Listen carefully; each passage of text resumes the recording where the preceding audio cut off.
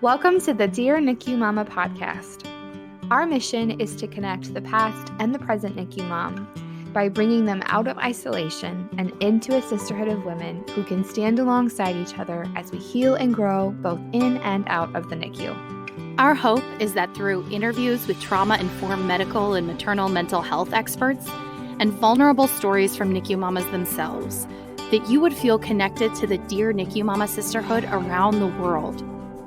So, whether your NICU journey was 50 years ago, or whether you find yourself in the NICU today, we hope that this podcast reminds you that you are not alone. This episode of the Dear NICU Mama podcast is sponsored in part by an educational grant from Prolacta Bioscience. By unlocking the biological power of human milk, Prolacta is changing the lives of critically ill infants around the world. To learn more, visit prolacta.com. Hi, friends, and welcome back to the Dear NICU Mama podcast. It's your hosts, Martha and Ashley, and this week's episode is sponsored by Dayquil. Just kidding. I seriously did. I took Dayquil today or last night for the first time in like 3 years. Because before I've been like, I'm great, I can get by, but it hurts so bad. My face hurts. My gums are like bleeding because they're so sore from the pressure. Oh. I'm sorry. That sounds miserable. I know. Isn't it great? I took the toothpick out to my husband. I was like, or like the little picky, like the things that have the, you know what I'm talking about. The flossers? The flossers, yeah. There we go. And I showed it to my husband. I was like, I'm dying. And he was like, go lay down. But yeah, he works in a school and got us all sick so he can take a hike. Sounds about right. I know. So fun. How are you doing, Ashley? I'm doing good. I got to see you last week, which was really fun. The ride home was not fun, getting stuck on the interstate in a snowstorm. Really made me question why we live here, but seeing you was wonderful. It was so wonderful, but that was a really rough time, and there was a lot of stuff going on. For those that Ashley drove like 3.5 hours, it should take just like 3.5 hours to get here, and the ride home was like, what, 7, 8? It was about 8 hours. 8 hours. Yep. Okay, there you go. Yeah. 8 hours, and you were stuck in the same spot. You were just 30 minutes away from your home, but you were stuck in the same spot for like 3.5 hours. That was crazy. Yep. I'm glad that you survived. It was wild. All of my trauma coping skills played in clutch in this moment. I get it. Yeah, listen, I saw some family members this weekend, and I know what you're talking about. I hope that wherever the listeners are in their lives, if they live somewhere sunny and warm, if they live somewhere where it's cold, we are almost to spring. We're almost out of cold and flu season, or the traditional cold and flu season, and to the end of school years if you have older kids. And just know that as the seasons change, we see you. We know where your hearts are at. We feel that very deeply in our bones. And Dear NICU Mom is here for you whenever, 24/7. 365.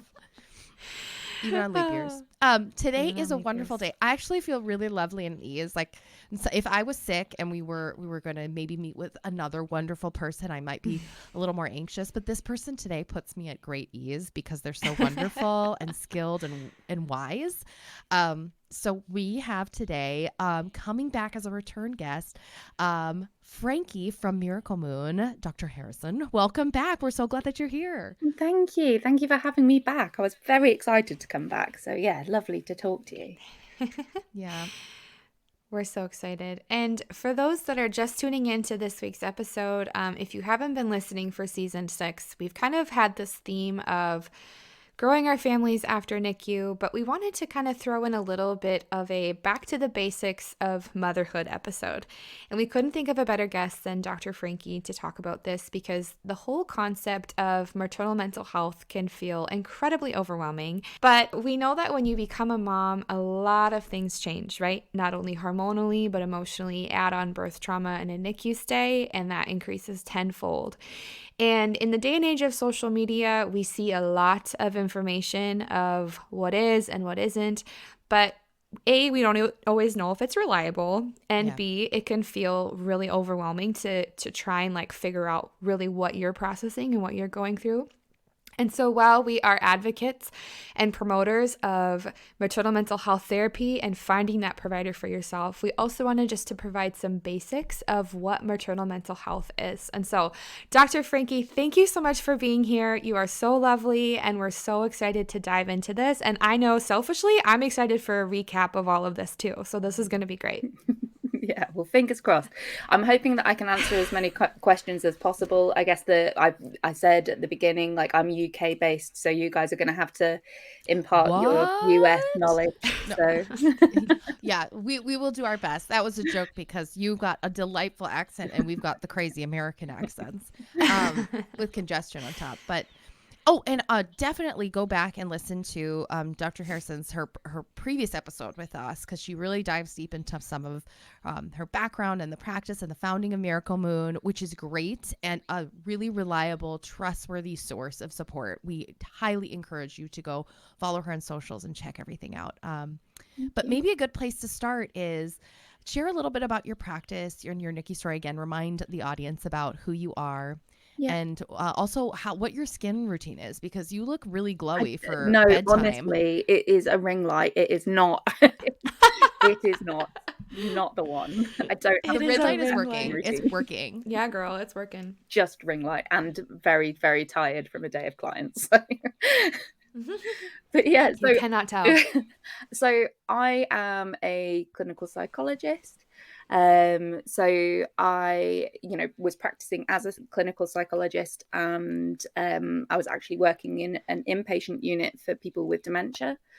And that was what my job was. And then I got pregnant, and it was a fairly turbulent pregnancy. It wasn't straightforward at all. I experienced like a loss of a twin within the pregnancy. I had multiple issues that were just kind of put down to side effects of pregnancy. And like, when you're collecting them and you're like, how many more side effects of pregnancy can there be? And then at around I think around 25, 26 weeks, I started to have a spike in blood pressure, and then experienced, in the end, preeclampsia. So I ended up having my baby at 31 plus 1. And then we spent 5 to 6 weeks in neonatal care. I kind of talk about my experience a little bit more in the episode that I did with you before. But I guess the main thing that I came away from that experience is that I experienced a postnatal anxiety and knew very little about it at that point, kind of figuring out what of this is normal after a NICU stay, what of this is normal after becoming a mum, but also reaching out to my healthcare providers and them not being able to really give me those answers either, or give me access to the support of where to turn to, specifically after having the NICU experience, that it just didn't seem available in the UK. So I started posting about my experience. I started talking a little bit more in depth about some of the feelings that I was having on Instagram, just on my personal page, and was just met with other parents who had been through it going, me too, I feel that too. And there were just so many common themes. So I met this other mum called Georgie, who also had her baby at 31 weeks over Instagram. She's about 4 hours away from me. But we just have not stopped talking since that point. So we talk every single day, and we set up Miracle Moon, and I provide all of the content on there, and she does the graphic design, so she kind of supports with things like the website and stuff, but she's also my emotional support.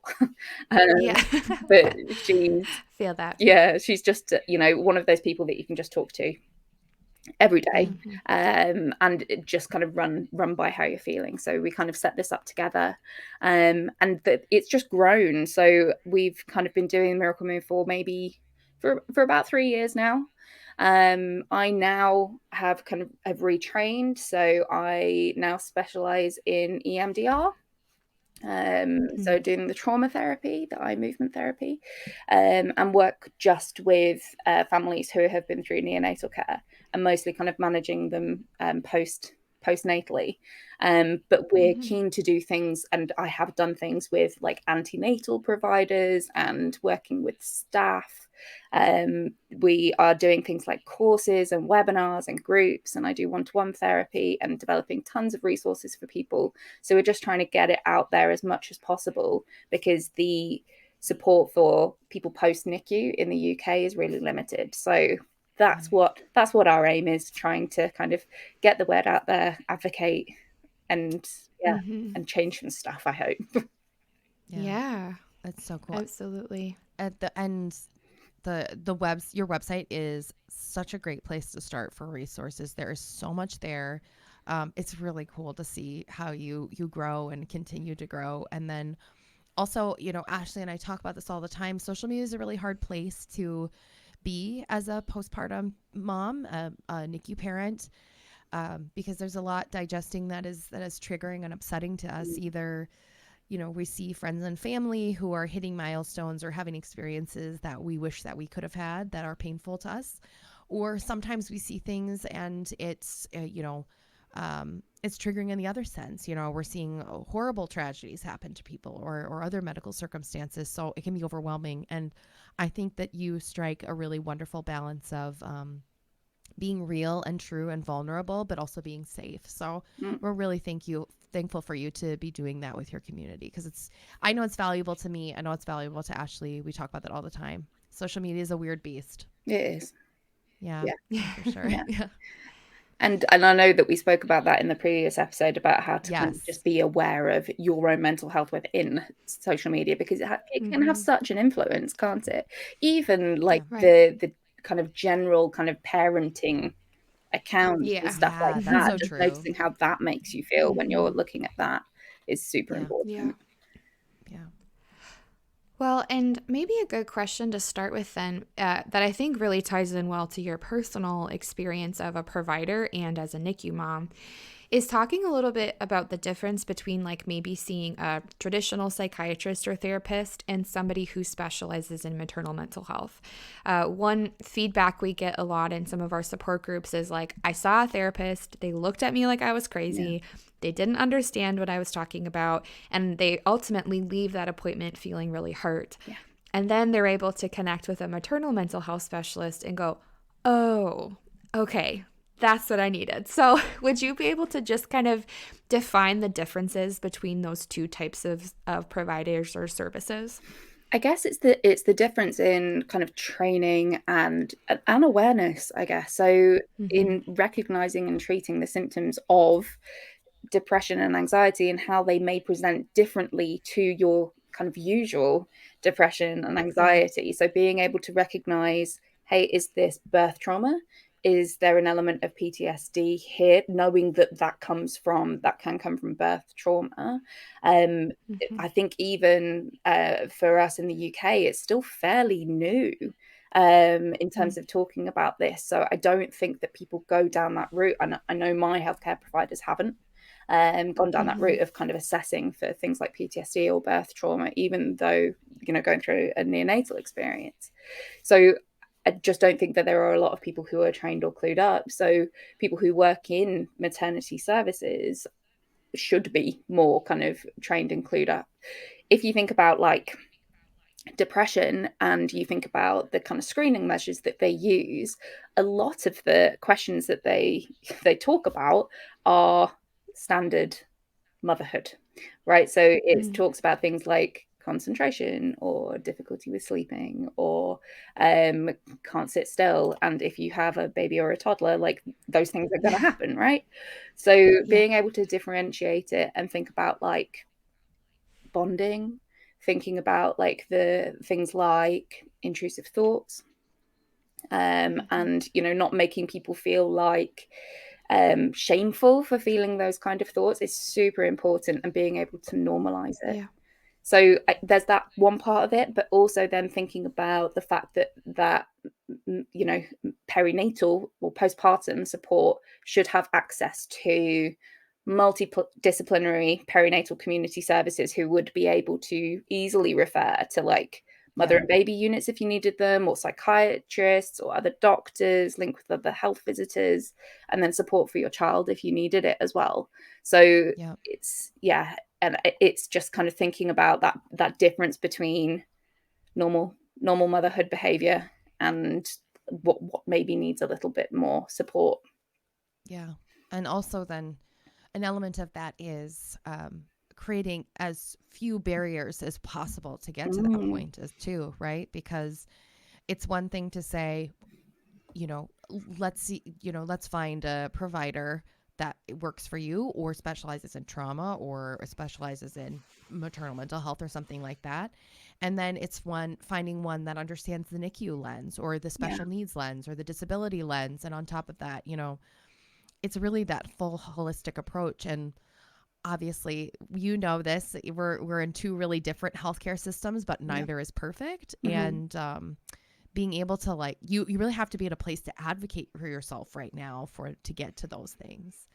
Yeah. Mm-hmm. And I think there's just something different about seeing someone who has that experience of working in that kind of postpartum period, being Mm-hmm. able to empathize at a different level and just really get it. So not Yeah. needing to explain everything yourself. So like when I was Yeah. doing therapy the other day, and someone was like, you know what, it's just really nice not having to explain what CPAP is and TPN and like, Yeah. and Yep. just I Mm-hmm. know that you get it. So I think Mm-hmm. that's important too, because otherwise you just spend all your Yeah. time explaining what all of those different things are. Yeah. Yeah. And because they don't know, because there's like a lens of misunderstanding, sometimes they don't fully understand the severity of it, Mm, because the NICU is a really protected place. So unless you're really in it, mm, or provider or have had that experience, it's hard to really grasp the intensity of it and how dire sometimes the situations can be. yeah. Um, yeah. I always remind people in our community and myself that the adult version of the NICU, the ICU, is a place that is very dangerous to be in. So Mm, the fact that, you have these tiny babies in this place, it's not like they're just there to hang out so that mom and dad can get extra sleep. It's for real reasons. And so, yeah, understanding that reality, I'm sure is really helpful for your clients too. yeah. Well, and maybe we can talk then too a little bit about, when and how long is the postpartum window? Oh, yeah. And, especially after we have our children, like, like the hormonal changes and stuff, we naturally feel unlike ourselves. But then so much else changes in our brains and in our bodies. So can you walk us through a little bit of what those changes might look like and kind of how long that postpartum window might be? So it it really depends on, I guess, who you ask. So the postnatal period begins after childbirth and typically ends around 6 weeks. So that is when the mother's body, including hormone levels and like the uterus size, is returning to your like non-pregnant state. In the UK, you are under perinatal services until 1 year. But if you ask me, it doesn't stop. So if you Right. Yeah. are a mum, you are in your postnatal period. If Right. you Yes. try, There's the Instagram quote. Yeah. Yeah. but if you, and you know what? I think it starts from trying to conceive, and it's Yeah. all the way up until like having your child, whatever that looks like for you. And I think that word of like postnatal or postpartum it's misunderstood. So I think we Yeah. try and narrow it down with this period of like 6 weeks. It's something to get through, to pass, deal with, move Mm-hmm. away, like get away from it, get back to normal. But the thing is that you have changed, like your Yeah. body, Mhm. your heart, your Mm-hmm. mind. You've experienced matrescence, which is that process of becoming a mother. That's like physical, emotional, psychological changes that are Mm-hmm. positive, but they're also really hard. And it has a Yeah. long-term impact. Yeah. So, Yeah. if I think in terms of thinking about your mental health, if you are still impacted years down the line by that NICU Mm-hmm. experience or your birth experience or the postpartum pregnancy experience, whatever it is, it's valid no matter how long it's Yeah. been. Like Yep. if your pelvic floor was still impacted, you would get that seen to, right? Yeah. Yep. Mhm. It's about kind of thinking about it in that kind of way. Yeah. Yeah. And spoiler alert, The pelvic floors are affected too. Yeah. Anyway, but you know, I mean, that's such a good point though, and I think it brings there's all sorts of ideas about your recovery after you have a delivery, and like that 6 week window often seems referred Mm-hmm. to like that's when you can quote unquote or you're good to go back to intimacy, or you can drive a car if you've had Mm-hmm. a C-section or something like that. Yeah. And it's somehow ingrained in our minds that just because somebody wrote down in some guidelines somewhere that 6 weeks should apply to everybody, Hmm. that means that it kind of puts this in the back of our mind that if anything happens outside of that window, then there's something wrong with me, Yes. right? There's shame on me. It's just this other, as opposed to saying it's evolving, it's changing. We're individuals. We have different bodies. Mm-hmm. We have different needs. We have different support systems, right? Yeah. So it would make sense that our recovery is a wide window. And also I love thinking about it that it's a binary, right? Like you are in the postpartum period or you're not, right? Then Yeah. there's no going back too, right?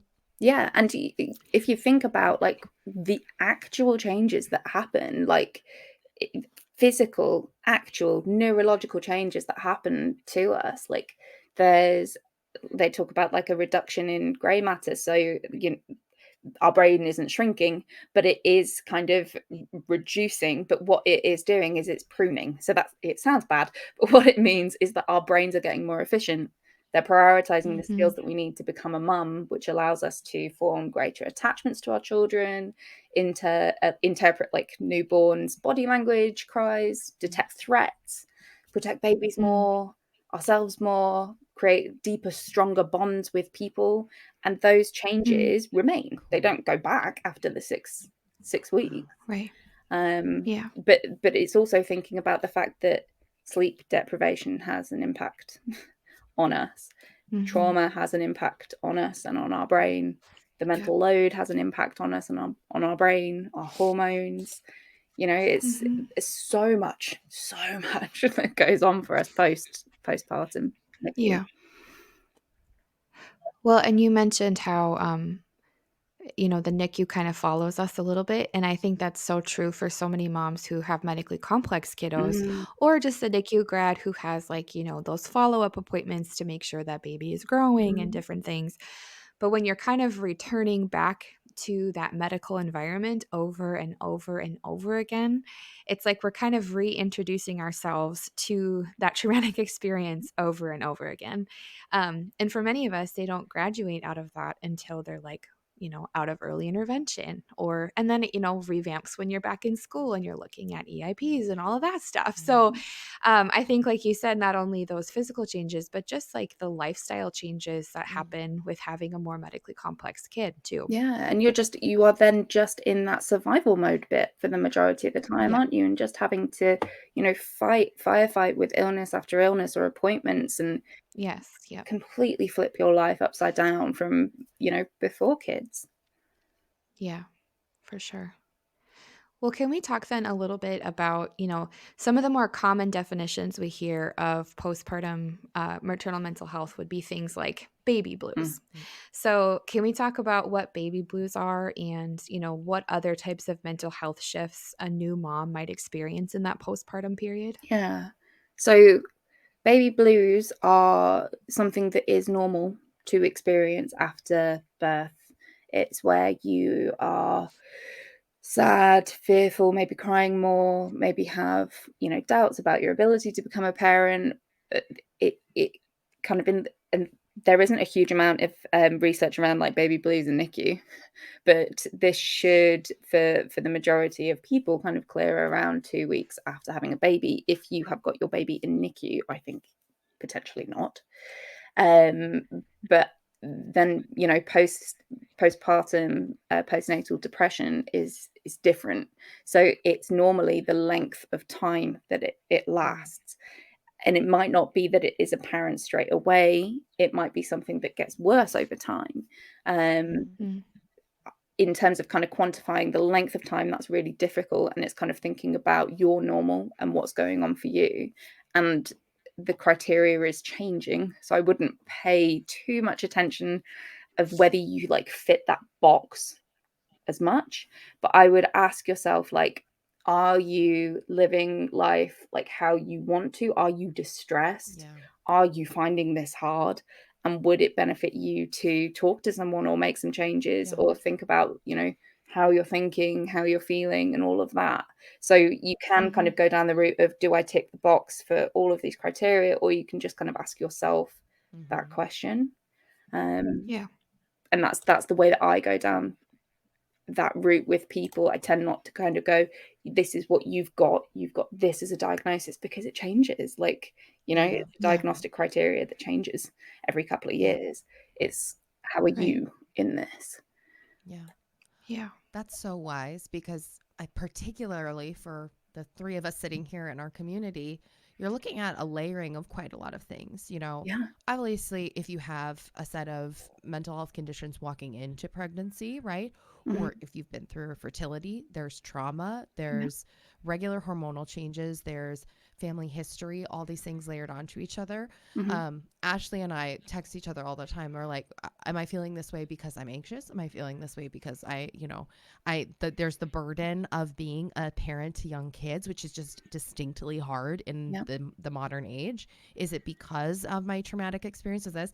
And you can kind of go nuts trying to figure it out, Hmm. but that in itself is maybe not the right step too, right? Like the step is, regardless of what it is, you can find someone who can help you. Like you Yeah. can find healing and hope, even if you can't like hyper intellectualize your way there. I mean, I'm still going to try, but you Well, know what I that's, mean? it's normal human, isn't it? You Yeah. want to figure out why. Mm-hmm. You want to try and unpick it a little bit. And yeah, you can spend a bunch of time trying to do that. But I would kind of just be listing what it is that you are struggling with, what's stressing you, what's distressing you, and going, that's valid on its own, Yeah. regardless of whether you've got a diagnosis of anything, and you deserve Yeah. support for that. Yeah. Hmm. This is a question that's not on here, but I think I've heard from members of our community, and I've recognized it myself and my dear friends, about almost gaslighting yourself into thinking, I'm making this into a big deal, right? Like Hmm. I should be able to just deal with this. Yeah. So, this is hard for everybody. So I should just muscle through it, right? Hmm. Is there something that you would say to a client that said that, or that could help them kind of feel easier, or encourage them that they are worthy and their concerns are valid? I think one of the ways that I like to look at motherhood is, there's a person called Dr. Sophie Brock. I don't know if you come across her, but she talks about the fishbowl of motherhood, and the fact that when you become a mum, it's like you're a fish being placed in this brand new fishbowl, and you're trying to figure out your new surroundings. Motherhood and society is that fishbowl. So you are not ever just a mum in your own experience, you're a motherhood in society. And that's where a lot of these shoulds come from. Mm, So what I would do is I would notice what type of thoughts your brain is giving you. If they begin mm, with a should, I would kind of go, where does that come from? Is that mm, me? Like, am I invalidating myself by doing that? Like, is that coming from my parents? Is it coming from my friends? Like, is it coming from mm, Instagram? Like, where is that kind of Hmm. coming from? And actually do that bit of checking in with yourself and going, remove the should. How am I feeling right now? And mm. answer that as a kind of question, I guess. Yeah. Well, that's a Yeah. that's a great way to position it in your brain. Yeah. And also that feeling that you said, that regardless of diagnosis, like you're deserving of feeling at peace, you Yeah. know, Yeah. and not to feel like you're struggling alone. That makes sense. Yeah. And I don't think, I think some people are like, I'm not bad enough, or other people have Yeah. got it worse.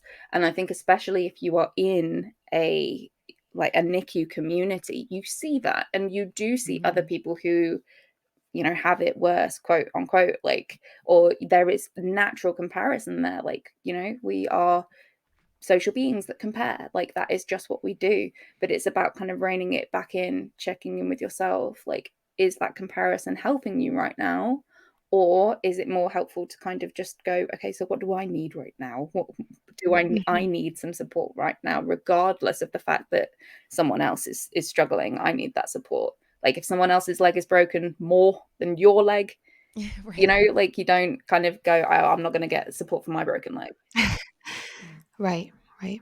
Yeah.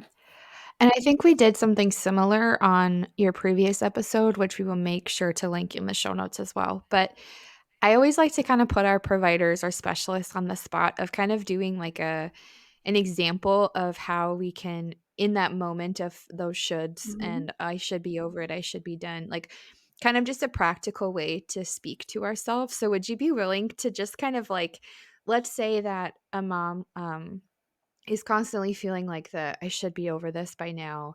This shouldn't affect me as much as it is. It's past that 6-week postpartum period and I still don't feel like myself.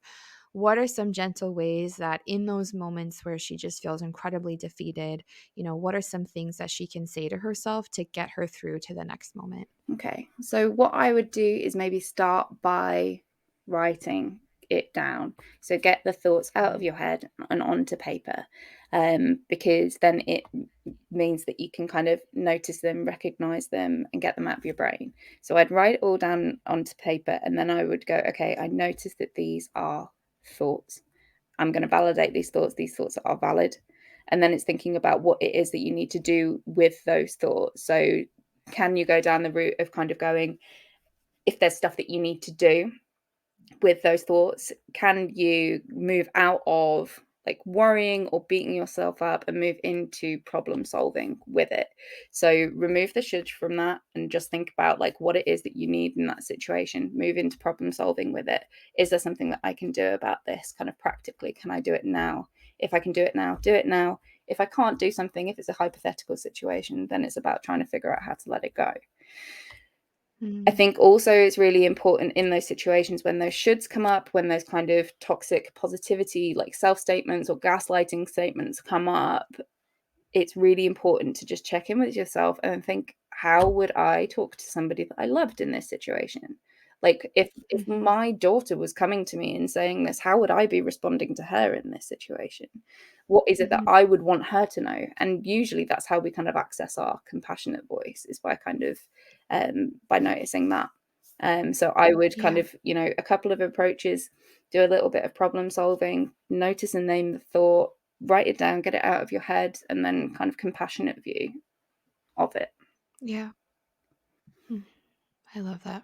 So you've done such a wonderful job of expressing all the different ways that we might confront the trials of mental illness and mental health postpartum and post NICU.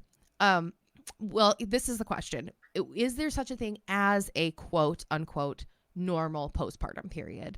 Is there such a thing? And are there some signs that you as an individual can look out for that may indicate that you would want to seek additional support, that you want to reach out to a therapist, to a psychologist, to a psychiatrist? Mm. Yeah. Do you know what? It would be so much easier and so much clearer if we did know the Right? difference to the two. I think Right. though, even A light would go off in your right, house and it's like beep, beep, beep, beep, beep. yeah, that would be great. But I think even experts in the field of perinatal mental health aren't always as clear about it as they would like to be. And I think because there's that, because of that, so many people get underdiagnosed with things like postpartum depression and other mental health issues. But I Mm. guess what we do know is that the image of the always happy, gracefully content, perfect mom is with a peaceful baby is a myth. That doesn't Mm-hmm. Mhm. exist, and that's what we kind of expect to happen, Yeah. possibly. Yep. Yep. So I think there's an adjustment to that in your expectations, or we've spoken about before that kind of going into having a baby in NICU and not having a lot of the things that you expected to have, and that being a grieving process. But then also thinking about the fact that your normal, quote unquote, or healthy postpartum adjustment includes anxiety filled moments, or like moments where you're isolated or overwhelmed and there is uncertainty there. And, the majority of mums in this category who just experience that will feel better with reassurance or community support, for example. Thinking about people who experience like the baby blues, like we spoke about, some of those mood swings are normal and expected as part of your postpartum, and like something like 85% or something like that experience baby blues, and it goes away on their own. You expect some appetite changes, difficulty sleeping, a decrease in sex drive, but there is normalness within that. But then there are approximately like 1 in 5 to 10 women, it depends on what research you look at, who will experience perinatal mood disorders like anxiety or postpartum depression, and that will kind of interfere with their ability to function as much. So that means that their symptoms related to things like depression or anxiety will impact their ability to sleep outside of baby waking them up, to eat properly, again, outside of baby interrupting that, or work, or look after their children, or engage in activities that were once like pleasurable to them, or connecting with other people in social situations. So it's kind of thinking about those mums who are just struggling more than in that kind of adjustment to motherhood, but maybe they don't fit that criteria for a depression or an anxiety disorder, but those mums still need that support because they need to be able to thrive in motherhood. So it's kind of about kind of, again, spectrum, isn't it, with it? And we get this kind of desire to be this kind of perfect mum, or this, even like, typical mum in that kind of way. And usually we don't get that after our NICU experiences. So that kind of added layer of kind of self-doubt and expectation can just make us feel like really inadequate or stressed. And that in itself, even if it's not like a, disorder, is worth looking at, I guess. Yeah. But I think, like, understanding that difference is confusing, because it is confusing. Like, there's not rules or books or like guidelines to figure out whether a mum is struggling postpartum, and the only guide for that is the mum herself, of going, this is different to my normal, and I know motherhood is different to your normal anyway, but I don't feel right. I need some more support. Yeah.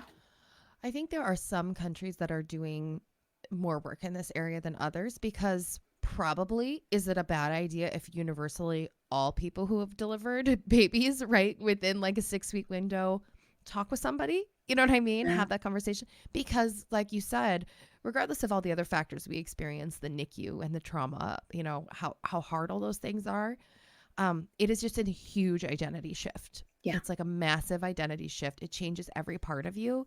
And so having that holistic view of you as a person, yes, you're healed. Yes, you can walk in a straight line. Maybe your stomach still twinges when you laugh too hard at New Girl or whatever, but you still deserve to be heard. And if you're struggling, you still deserve support. Yeah. I don't know if I've shared it before on the podcast, but the first person I saw, I went and saw a therapist afterwards, and they told me that I didn't look like I had postpartum depression, so that they couldn't treat me. And right. And so I also want to acknowledge that sometimes it's hard, because you might hear that from a medical provider themselves, maybe negating your experience, and that's really hard and unfair for you. But you still are worthy and should continue to advocate for yourself for care, because there are fantastic providers out there who will be willing to help you, whether that's in a group setting, individual setting. And I mean, Miracle Moon, Dear NICU Mama, these are examples of places where that lives, and is possible, and you can find support. So, yeah. But it's also like, if you get someone, a therapist or something like that, who is clued up in kind of postnatal support, it might be that you just don't gel with them, and that's fine That's too. a good point. Like, you can, kind of have a look at different therapists. You can do kind of different calls with people to see whether you gel. You're not going to gel with everybody, and that's really important as well, to find the right kind of person for you as well, to feel comfortable in talking to and opening up. And it's okay if you start with a therapist to go, hey, I don't think this is right. And it's Yeah. important that you were able to do that as well. That's Right. such a great point. Well, and as NICU moms, we're really good at advocating for our kids, right? Like that's just like it becomes our second full-time job on top of like being a parent. But sometimes that extra strength it takes to advocate to ourselves feels impossible. And yet, Mm, sometimes I wonder like if we were to devote even just a fraction Mm, of the levels that we're willing to go for our children in regards to our own mental health, mm, just mhm, how that might be totally changing our lives, And mhm, so, yeah, um, and also recognizing how much work it is. So, not saying that it's like gonna happen overnight, but also to really give ourselves permission to advocate on behalf of our mental health because it's important too. yeah, mhm, And like you said, there's multiple different providers. And if it's not the right fit, that we would take that extra step and go, okay, I'm going mhm. to advocate for the right fit because I'm worthy of it. definitely. True. We've done a post recently on Instagram that was talking about the fact that NICU mums should never have two, and then we talked about things like be on a postnatal ward with mums with Yeah. their babies, or Mhm. be in a room, a maternity room with a cot in it, or not have access to things like their meals or their medication. And I don't know if it's the same for you guys, but that is a really common experience over here in the Mhm. UK. But you are in those moments not advocating for yourself because your baby is down in NICU and you are spending all of your energy Mhm. and everything in them. Mhm. And Yeah. that doesn't mean, there's anything wrong or bad with you for like not advocating for Oh, yourself, in yeah. that No, you are just in survival mode. And that lasts Mhm. for a absolutely. really long time. Mhm. Yep, And for sure. I think you get to the point, and I don't know about you guys, but I noticed this around the kind of like 9 to 12 month mark. I don't know whether it's about like birthdays, trauma anniversary, something like that. Like the kind of the NICU experience is far enough away, but still close enough. But that seems to be a period of time when people start to kind of go, hey, wait a second, I'm struggling a little bit more here. And that Mhm. is the Mhm. time when perinatal services in the UK stop. So, Mm, yeah. around that kind of 1 year period, that the majority of the people that I see are around that period. Yeah. Yeah. So it might be that it takes a little bit of time, and for people who've got like Yeah. medically complex children, maybe even longer, because Yeah. Mhm. at that point, then it's the dust is settling, and you're going, Mhm. now I Mhm. need a little bit more support and advocating for Yeah. yourself. Well, and that kind of brings us to like one of our closing questions of just, for some of our NICU moms who do have medically complex kids, or maybe just have been in survival mode and are slowly coming out of that to begin to process their experiences, but there's been significant distance from their birth experiences. What encouragement would you offer those moms who just still don't feel quite like themselves and would still say that I'm struggling? This isn't what I expected. What words of hope would you offer them? I think I say this a lot, but I really believe it. It does not matter how long it has been. It doesn't matter how long you Mhm. were in NICU. It doesn't matter what gestation your baby was born at. If you feel like it's impacting you, and if you need the space to talk, to think, to move with your experience, then access that support. Like you can Yeah. find this new version of yourself. And even if it is just, explorative work that you want to do, Yeah.